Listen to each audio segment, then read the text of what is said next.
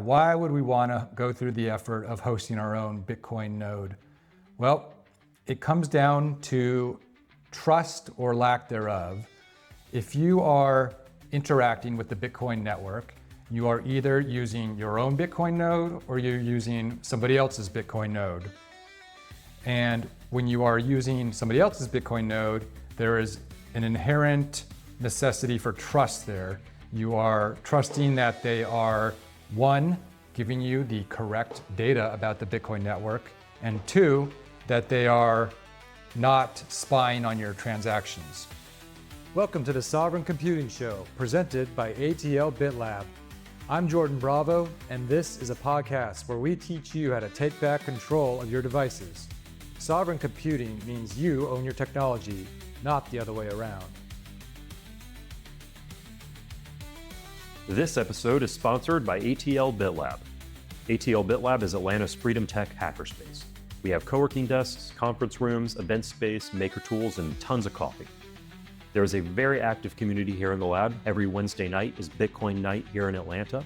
We also have meetups for cybersecurity, artificial intelligence, decentralized identity, product design, and more.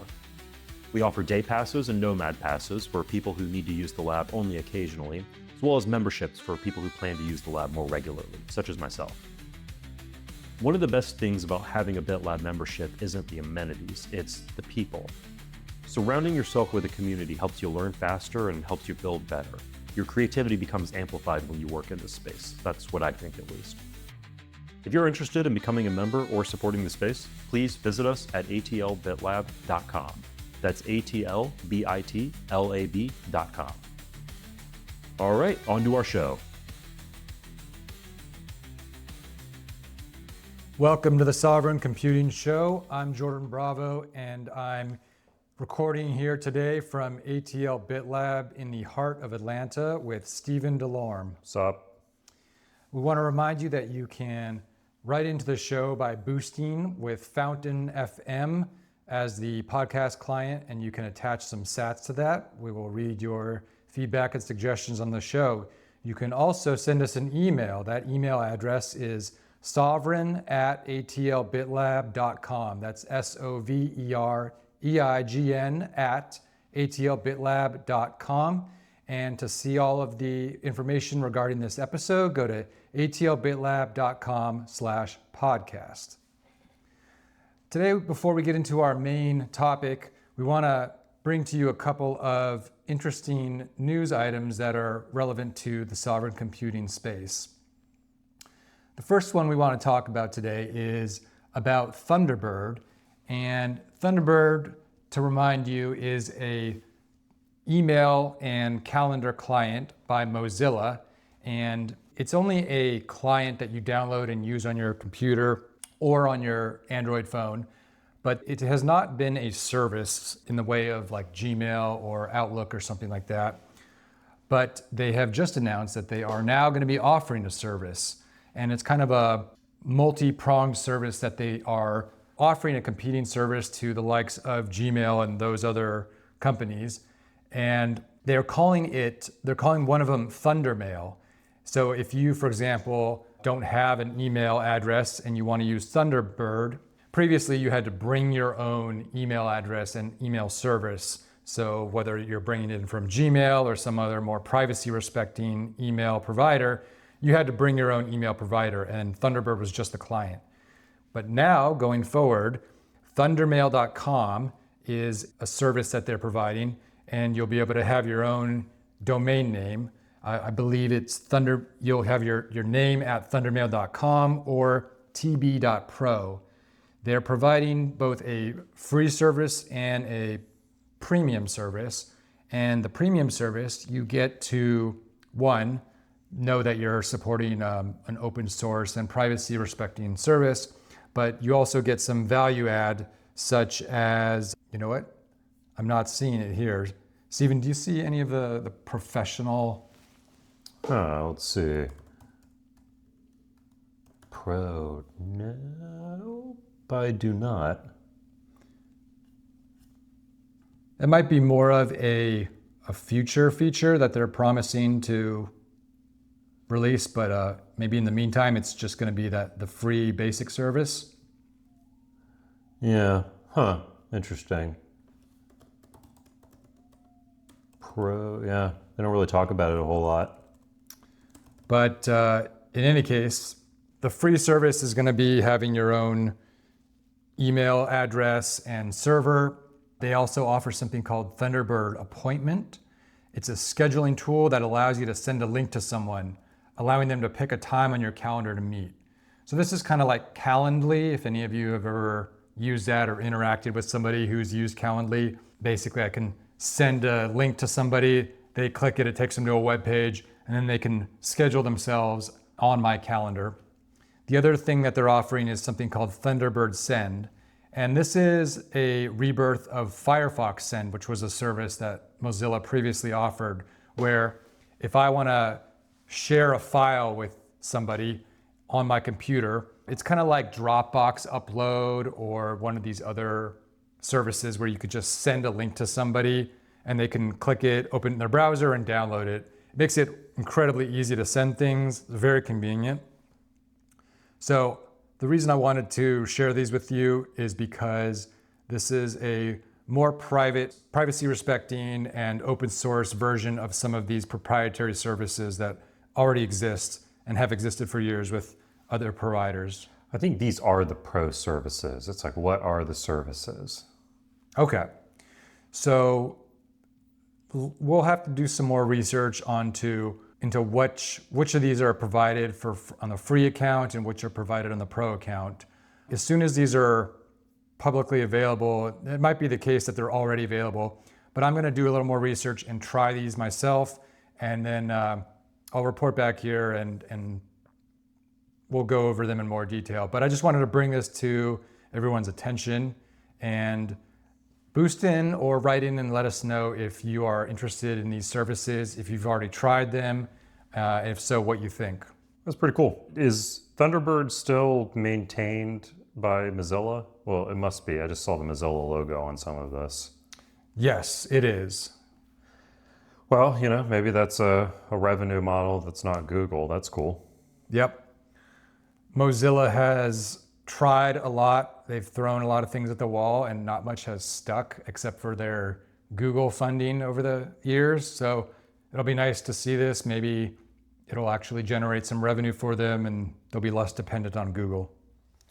Yeah, and that's cool. The request for appointment thing is pretty cool. I don't know. I mean, it feels like Calendly has just been the incumbent player in the appointment scheduling space and all that. So it would be fun to see some more privacy-focused brands looking into that product feature. Yeah, I'd like to give it a try. I already use Thunderbird as a client on my devices, so this might be a cool addition. All right, the next item we want to talk about, which is timely, and this is 23andMe, the company that does DNA tests for people. This article is from fortune.com and it says, 23andMe says it won permission from a judge to sell customers' medical and ancestry data. Here's how to delete yours. And then the details are that a US bankruptcy judge ruled DNA testing company 23andMe, which filed for bankruptcy Sunday, has the right to sell customers' medical and ancestry data to potential bidders. Offers will be due on May 7th. A final hearing will be held in June. And this is 2025, in case anybody is listening to this in the future. But we'll put the link to this article in the show notes. But I want to give my quick opinion on this. And I've been saying for years that you don't want to give your DNA to these companies just for the kind of novelty of knowing that you came from continent X, Y, and Z. To me, it just never sat right to have something so personal that could be used against me by nefarious organizations as my DNA and my whole genome, and putting this in some cloud provider's database, one, to be hacked, or two, in this kind of exact scenario where the company is going out of business through bankruptcy, and now basically they're selling off all the company assets, including their massive customer database. So I hope that none of you have your data with 23andMe, but if you do, check out this article and act now before the deadline, before they are able to sell it off, and maybe you can get yours deleted from the database before they sell it. It might be worth asking. We actually had a conversation about this at the cybersecurity meetup at ATL BitLab a few weeks ago. And somebody asked the question, well, what's the big deal? Like, why does it matter if some other company gets my genetic material? What are we worried about?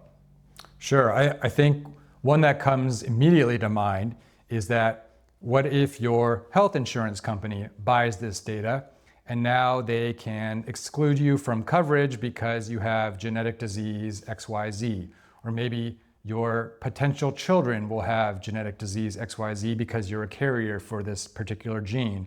And so now maybe they'll develop a policy where they're going to exclude anybody with gene XYZ because it leads to some disease. And so they would consider that a pre-existing condition, and therefore they're going to deny you coverage. So that's just one example of how it could be used against you. You can also imagine some future science fiction scenarios where, maybe if you find that, you have a gene that makes you more like susceptible or something. Like I've heard that like there are some genes that play like greater roles in like addiction and stuff like that. And I'm sure there's genes that play roles in other like personality types and all that. So, you can imagine some Minority Report situation where all advertising is targeted based on people's genetic profiles. Minority Report, or another one that comes to mind is Gattaca, where you get discriminated against because of your genome. You're only qualified for this position if you have these particular genes, or you've got these particular genes, so you're disqualified from this position. Oh, I'm not familiar with that one. I've heard the name, but never watched it. That's a good one. You should check it out. Yeah. It's very like kind of corny 90s, but it's got a really cool concept where in the future everybody's genome is mapped and it's tied to your identity. And if you have like a society that's very caste driven because of your genome.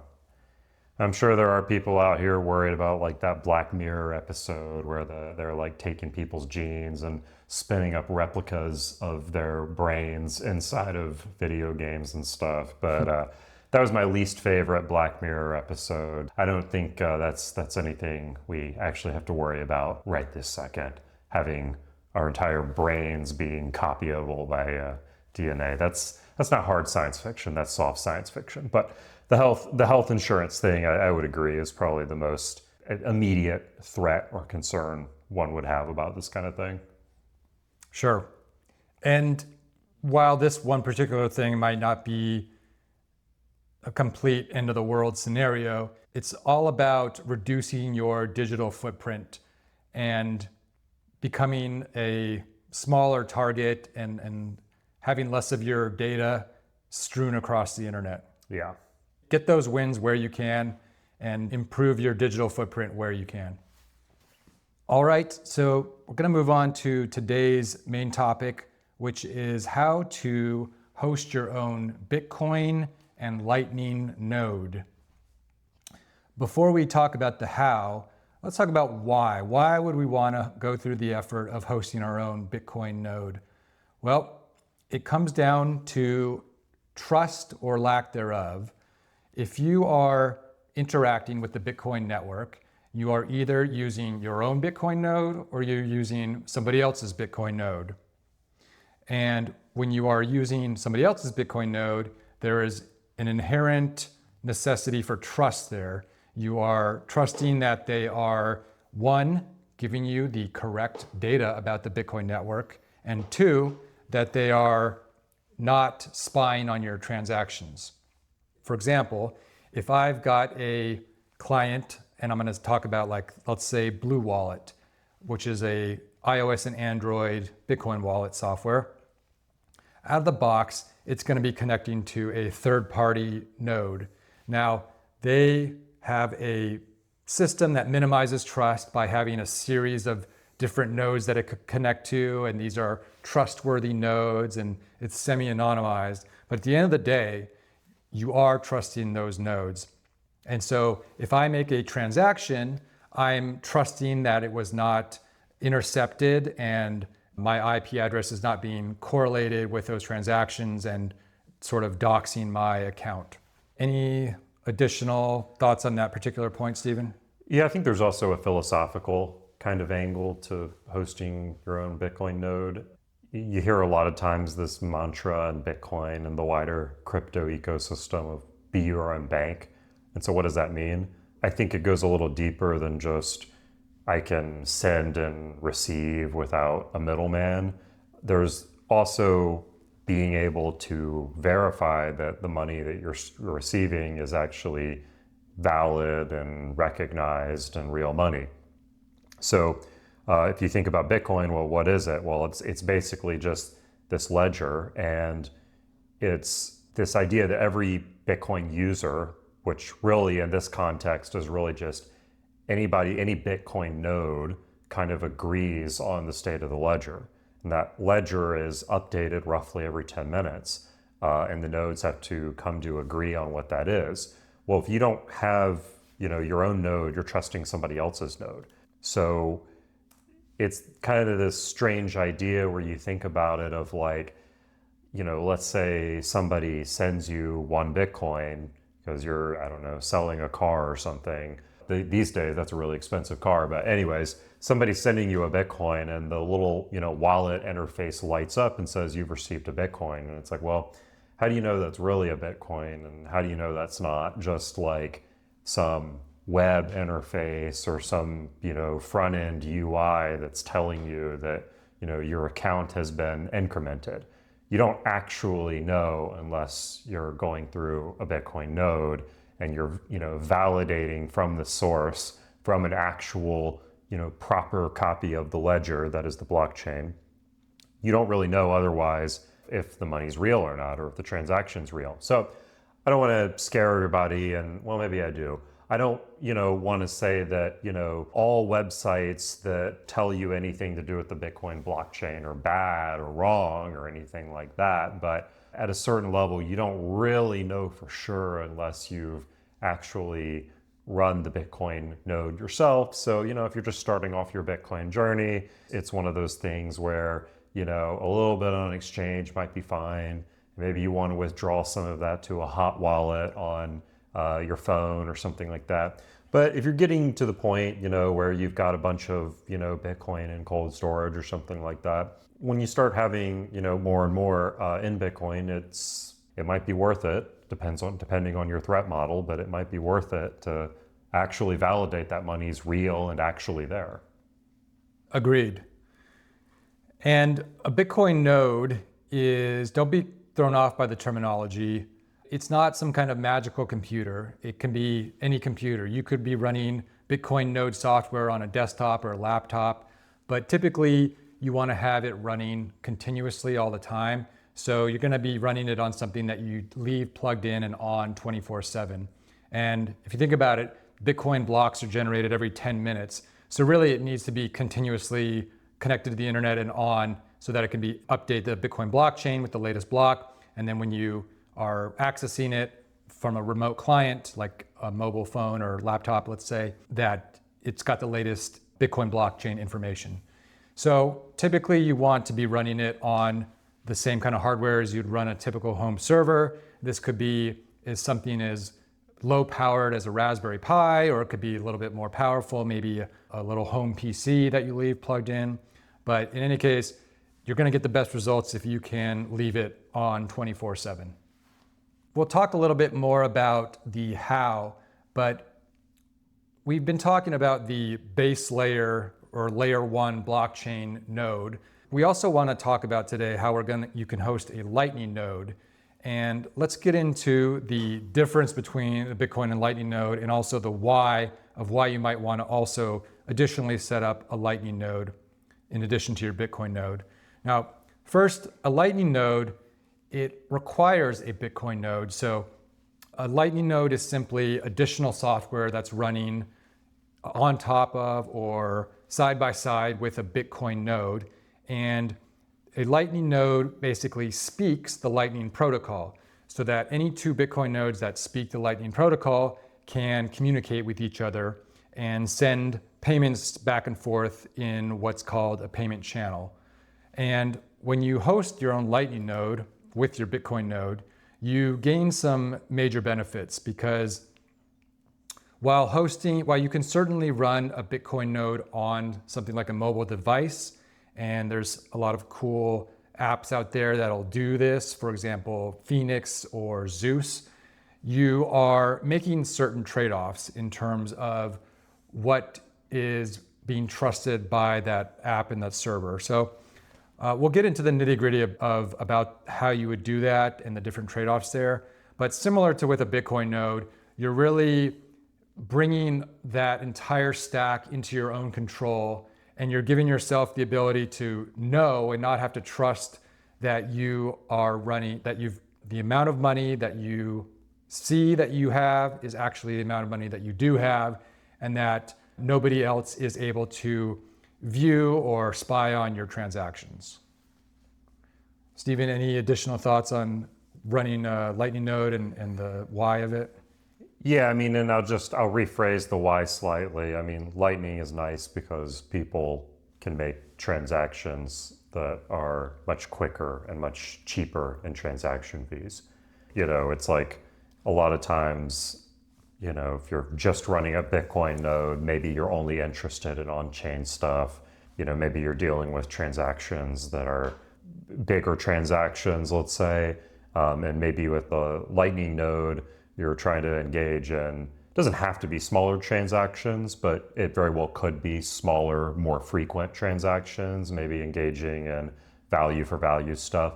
Again, it's not my place to tell you how to use your Bitcoin and Lightning node, but just throwing out some examples there of like on-chain Bitcoin use versus the Lightning use case. Cool. So if we want to host our own Bitcoin node, how do we start going about that? It's going to depend on your technical skill level, but if you are somebody who doesn't want to bother with the terminal and you are completely inexperienced when it comes to Linux, you'll probably want to go with a graphical operating system like Umbrel and StartOS are the two that we've mentioned before, and we're going to show those on the screen here. For those of you just listening, we are at umbrel.com, and if you go into the Umbrel App Store, you can see Bitcoin node, and it's a one-click install.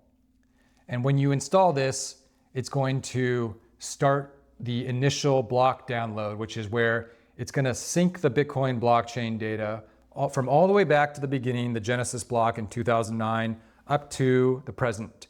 And depending on the power of your hardware and the speed of your internet connection, this could take anywhere from a few hours to a few days. And then, yeah, I haven't used the latest versions of Umbrel, but I remember using Umbrel like 4 years ago. It was pretty easy to set up. The other graphical option is StartOS by Start9. And similarly to Umbrel, they have a marketplace, and you can search for Bitcoin Core. You'll notice that sometimes it's going to be called Bitcoin Core, sometimes it's just referred to as a Bitcoin node, but this is the same exact software. Yeah, and for anyone who doesn't know, Bitcoin Core is like the main Bitcoin implementation. Like the vast majority of Bitcoin nodes are running Bitcoin Core because it's kind of the default. Yeah, it's frequently abbreviated. The other app that I highly recommend installing is it's an Electrum server, but you may see it listed as Electris, that's ELECTRS. And this runs alongside your Bitcoin Core software. And it's an indexer. What that means is Bitcoin Core by default doesn't have the full functionality that a lot of apps like to take advantage of. And so by downloading and installing Electris after your Bitcoin node is fully synced, you're going to get the full functionality in terms of being able to connect a lot of common apps to it. Yeah, and that should also be on the App Store too. So it looks like Start9 has Electris, and then I think we saw earlier that they have Electrum X, Electris, and Fulcrum on Umbrel, but I mean, they're all basically Electrum servers. Yep, they're all similar, although in my experience, Electris and Fulcrum have better performance than Electrum X. So I'd recommend one of those two. Cool. If you're wondering about which of those two, I would say it depends on your hardware. If you have beefier hardware, go with Fulcrum and you're gonna get better performance. But if your hardware is a little bit more constrained, then Electris will perform a little bit better. Oh, okay.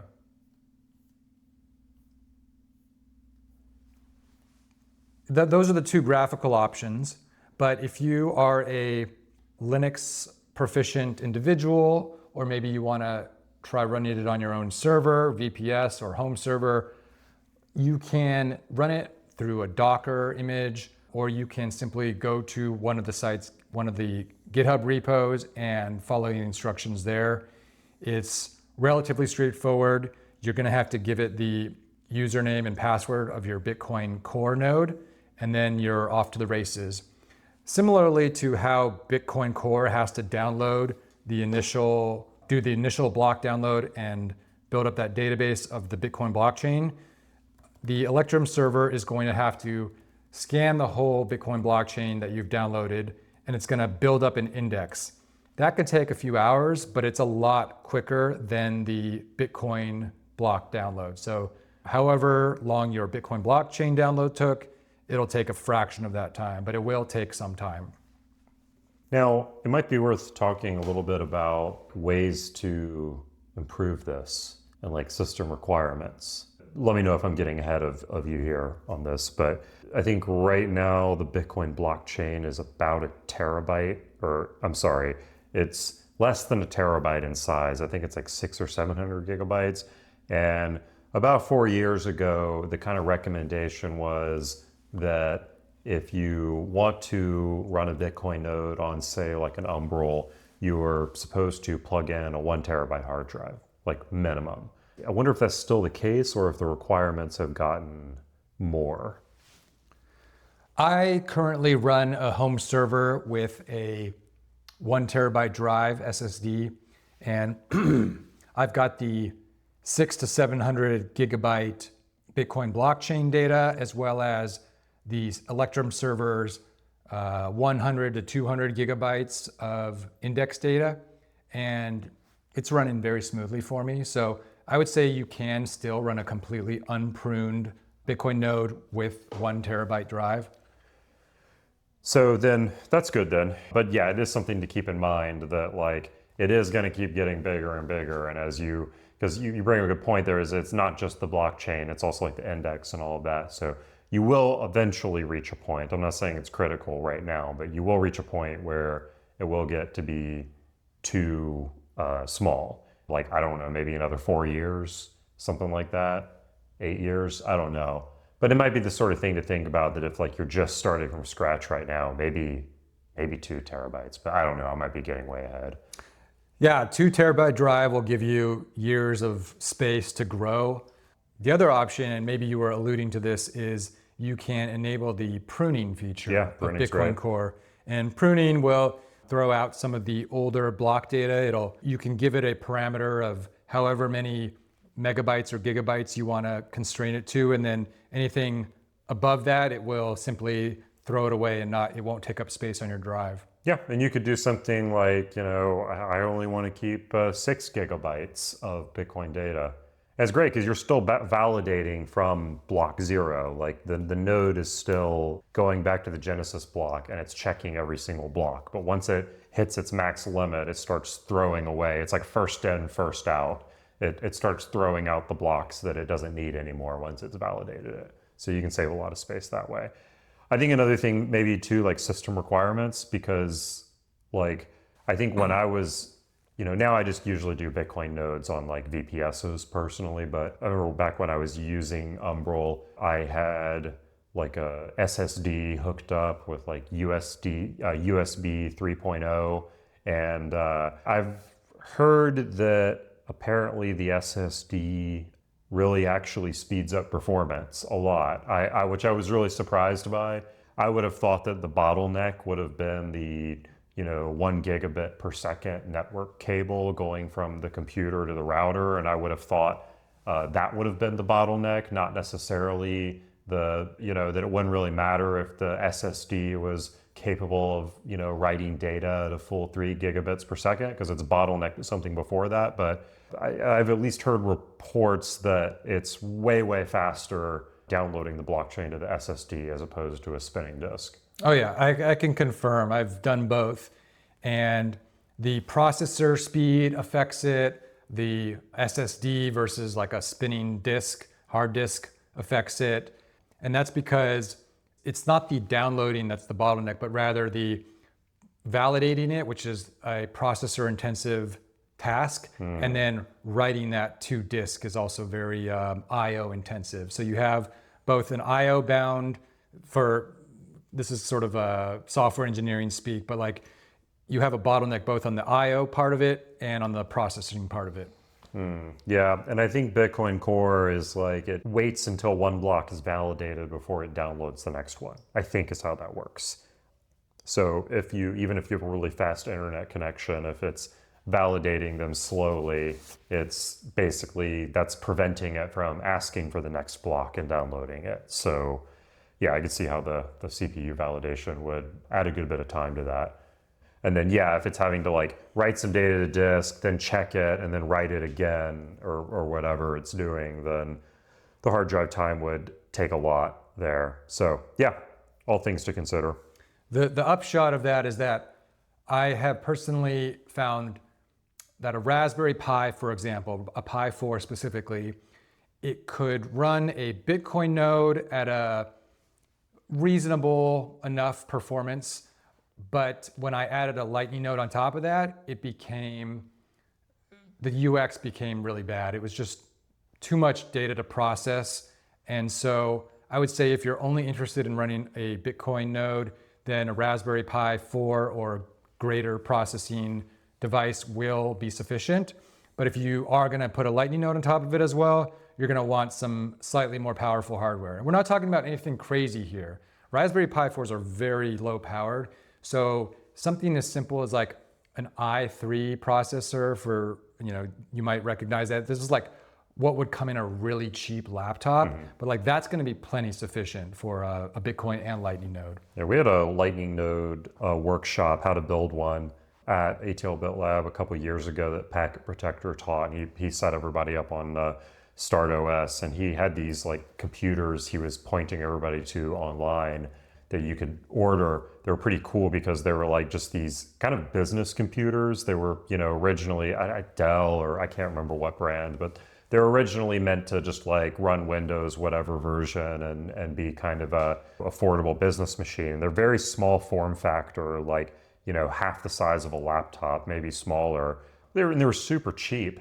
And, they had processing and RAM capabilities much greater than a Raspberry Pi, because they weren't built for like, kids hacking on IoT devices. They were like built for like people to actually, do business productivity stuff on. So yeah, you don't need like a full-on supercomputer just to get something beefier than a Raspberry Pi. Totally, and I highly recommend those. You can get them used on eBay. Businesses will buy these in bulk and then sell them. So you're getting it only slightly used. Like Stephen was saying, they come in they call them mini PCs, mini form factor PCs. Sometimes they're called 1 liter PCs, but they're these little things about as big as a router, and it's a full-on PC. And HP, Lenovo, and Dell all make ones that you can get for $100, $150 with really decent hardware. And these will be plenty to run not only your Bitcoin and Lightning nodes, but all kinds of other self-hosted software. So if you're interested in running any kind of stuff at home, these make great devices. All right, so once you've gotten your home server or VPS, however you want to run it, and you are running Bitcoin Core, maybe you're also running your Electrum server and you're running your Lightning node. Actually, let's set aside the Lightning node for a second, but you've got your Bitcoin Core and Electrum server running. What do you do to take advantage of that now? Now, what you can do is you go into your client software, and 3 of them that come to mind might be Phoenix Wallet on mobile, Blue Wallet also on mobile, and Sparrow Wallet on desktop. And these three all take advantage of the Electrum server protocol. So they can all talk to your Electrum server, and you're going to go into the settings of those wallets, and there's a specific section where you can just copy paste the address of your Electrum server. Once you've done that, you'll notice that sometimes you might have to restart the app, but once you do, you now know that your wallet is only talking to your own node. So all of the data that it's getting about the Bitcoin blockchain and about any transactions is talking to your own node. So you can rest assured that nobody else is seeing your transactions, and all those transactions are being fully validated. Yeah, Sparrow's a really, really good one for, well, almost anything. I mean, a lot of people love it for multi-sig and cold storage, like interacting with their hardware wallet. And it has a lot of advanced functionality. It's kind of almost like become the Swiss Army knife of making Bitcoin transactions. And Blue Wallet, I think, is super easy to use. I think it's a good choice for like a hot wallet or something like that, your first hot wallet. Phoenix is definitely one of my favorite Lightning wallets. So it's cool. You can point it at your own Electrum server. Yeah, Phoenix is my number one recommendation for people who just want to get into Lightning really quickly. It's got great UX, and you don't have to host your own Lightning node. This is one of those apps we mentioned where a node is actually running on the phone. But by pointing it at your own Electrum server, you get sort of almost the best of both worlds, because the node's running on your phone and you're getting your own validated data. So you're getting, like, I would say 90+% of the benefits of running your own Lightning node, but without having to also manage your own liquidity. Oh, this might be a good moment to point out real quick that Phoenix is back in the USA. They were pulled off the app stores. We mentioned in some previous episode that the Phoenix had gotten or had decided voluntarily to pull out of the US App Store out of some, I guess, regulatory concerns. But I guess those concerns are no longer an issue, so they're back in the US. So download it, give it a shot. Yeah, that's right. So it is currently April of 2025 as we're recording this. And last year, in roughly the same time in 2024, Phoenix, like Steven said, they pulled out of the US app stores because of regulatory concerns, but they are back now. So if you have not tried out Phoenix, I encourage you to give it a shot. You can get it on Google Play or the Apple App Store, or if you have listened to our recent episodes about alternative app stores, you can also just go to Obtainium and you can add Phoenix's GitHub repo and you can just download it from there. Anything else you want to add regarding Bitcoin nodes, Lightning nodes, or, before I forget, if you are running your own Lightning node, in my opinion, the best remote control for it on your mobile device is going to be Zeus. So I wanted to make sure to give it shout out to Zeus. Zeus has the ability to run its own Lightning node in the phone, in the app, but I think it also shines as the best remote control app where you can point it at your own Lightning node and control it from your phone. Yeah, absolutely. I guess we didn't really get into the Lightning stuff too deep, which we can if you want. We didn't really get into like the node options for that and all that. Let's do that. Let's talk about what the options are if somebody is in the Umbrel store or the Start9 store and they're looking at the different Lightning nodes. What are the options and what are the trade-offs? Yeah, so let's see. Actually, it's been a while since I've looked at the Umbrel one. Ooh, so this is nice. It looks like when I was using Umbrel, it looks like they did not have Core Lightning, but they now have Core Lightning, and then they should have LND somewhere. Well, they have Lightning Terminal. Oh, so they just call it Lightning Node, run your personal Lightning Network node. So I'm like 99% sure that's referring to LND, which is like the one that is like kind of maintained by Lightning Labs. Then you've got Core Lightning on here as well, which is like Blockstream's version. And they also support Alby Hub. Alby Hub is kind of a custom built Lightning wallet. I think it was built with LDK, but that's all under the hood stuff that doesn't matter but to most folks. But yeah, you can also run Alby Hub. That's a fully functional Lightning node. And then I think the rest of the tools I'm seeing on this page are just more like tooling and stuff for interacting with your Lightning node. But Core Lightning, L&D, and Lightning Node and Alby Hub are kind of the primary options on Umbrel. Yeah, and this is one of the advantages of hosting your own Lightning node is you get to take advantage of all of this other great software that's out there that can run on top of a Lightning node. So something that comes to mind is LNBits, which is a web UI for managing various Lightning accounts. And there's all kinds of really cool additional plugins for it. So you could, for example, you can use Nostr Wallet Connect, and you could be zapping people fully self-custodial with your own Lightning node. You could add, like Steven said, Alby Hub, and then you can plug into your podcast software and be doing boostograms with Podcasting 2.0 all on your own Lightning node. So there's a whole ecosystem of software that works in conjunction with Lightning nodes. And Start9, it looks like, has the same options: L&D, Core Lightning, and Alby Hub. I haven't really heard a big self-hosting story around the async, but I think the reason is because async is a Lightning node made by the same people who make Phoenix, and a lot of time async is like, well, the biggest Lightning node on the network is the async node, and I don't think many people run the server version, though. Boost in, let me know if I'm wrong about that. But most of the people who use async software use their Phoenix wallet, their mobile. Yeah, and we should say that the Phoenix, the node that you can run for Phoenix on the server is called Phoenix D. Yeah. The D standing for daemon, like similar to Bitcoin D. Yeah, different than the async server node itself. But yeah, that's cool. So, okay, so you got Lightning options on all these different things. And, like similarly with the Bitcoin node, if you're not using Start9, if you're not using Umbrel, you can still set this, software up on your own.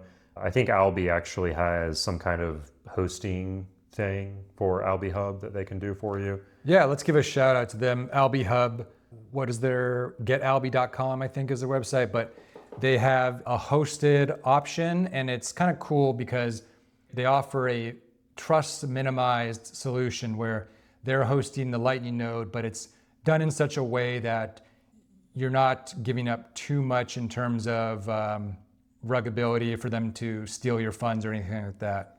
Yeah. But yeah, but in addition to this, you could host Alby Hub locally. I mean, you might be able to put it on a laptop. I'm not sure. L&D, Core Lightning, you can run all that from a server. If you do need to run one from a server, I gotta say my favorite is Phoenix D right now. Just in that you don't have to deal with all the Lightning liquidity crap. They just open a channel directly to you. And if you're familiar with the terminal, it's one of the easiest installs ever. You basically they have a 2-command installation on their website. wget to download the binary, and then you unzip it and you run it. That's it. So as long as unless you want to get into compiling source code, that's a whole other rabbit hole. But just in terms of getting it to work, you just download it and run it. It's stupid simple. I think if you want to run a Lightning node on a server, I might recommend personally Phoenix D as a starting point for that. And then if you have more sophisticated needs and need more customizability and stuff, you can get into L&D and stuff like that. So if you're running Phoenix D on a server, and I've not done this, so I'm curious, can you then take, for example, Zeus and point it to Phoenix D and control it from there?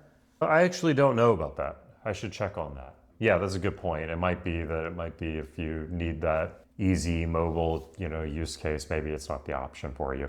I guess I always default into thinking about Lightning nodes, server Lightning nodes as backing web applications and stuff like that. And so I'm usually not worried about that. You can hook it up to LNBits very easily. Getting LNBits and Phoenix D talking to each other is very easy. But yeah, if your use case is actually, okay, yeah, I think you're right. I don't think there's actually a lot of UI options. So I retract my statement, or let me re-clarify my statement. If your use case is you're building web applications that need to talk to the Lightning network and need to be able to receive Bitcoin and stuff like that, then I think Phoenix D is probably the easiest thing for you. But if you're wanting to run your own home bank or whatever, and then you might benefit from something a little bit more, I don't know, with a little more infrastructure built up around it, like L&D and Alby Hub or something like that. So it sounds like the target user of Phoenix D is probably software developers. Yeah, that's a good question. I actually don't know what the target audience is for it. I think the initial post for it was just something like, we got a lot of people asking if they could run Phoenix on a server, so here's the binary. I think they just like, I think they might have actually just like tweaked something. It's supposed to be exactly like the phone stuff, but it has this like CLI interface vected on. But I think otherwise it's supposed to be like the same logic under the hood as the phone app. So I think it's just like, I think they just did it because people asked for it. I don't really know who it's targeted at. Interesting. Yeah, I'd be curious to know what the users or the use case is for it. It sounds like you use it on the CLI when you're working on web apps that need a Lightning node, and it makes it easy. Yeah, totally. Because like, I mean, I was teaching a Lightning workshop this past weekend. I set up Phoenix D, L and Bits. I had the whole class using that. I think LTOR, the project that won the Lightning track at the Bitcoin 2024 last year, the guy who made that one, I think Nick T, used Phoenix D for that as well. It's like a Tor network that you pay over Lightning. And yeah, it was, like super easy, download it and run the binary. So I think for developers, it's like a super easy, quick install, but depends on your use case. Cool. Okay. This whole topic of Lightning in general and running your own Lightning node and all the different use cases and extension software that goes in conjunction with Lightning is a really deep topic. We've only just scratched the surface here today. So if you are interested in knowing anything particular further, please let us know. You can do that via Boost, or you can email us, and we will be getting a matrix room coming soon. I'm going to keep plugging that and let you know when it is actually available and how you can access that. All right, we are now going to get into user feedback. We had somebody comment on the episode on mobile operating systems, and Shy Glueskin says, Jordan, great video, but you got one thing wrong regarding purchasing used/refurbished. There is a difference between carrier unlocked and factory unlocked. For example, let's say I bought a Pixel 7 from ATT on a plan. It's factory locked and carrier locked. Once I have paid it off in full, I can request carrier unlocking from ATT. Once accomplished, the phone is now usable with other carriers, and on used sites it will be listed as unlocked. But you won't be able to unlock the bootloader and install Graphene OS on that phone. The setting for OEM unlocking is permanently grayed out on any phone that was ever factory locked. The only used Pixels that will work are ones that were carrier unlocked when they were originally purchased. If they were ever carrier locked, then the phone is factory locked against unlocking the bootloader. Used sites don't tell you whether the phone is factory unlocked, only that it is carrier unlocked. So in most cases, one will need to buy a new Pixel that is carrier unlocked in order to install Graphene OS.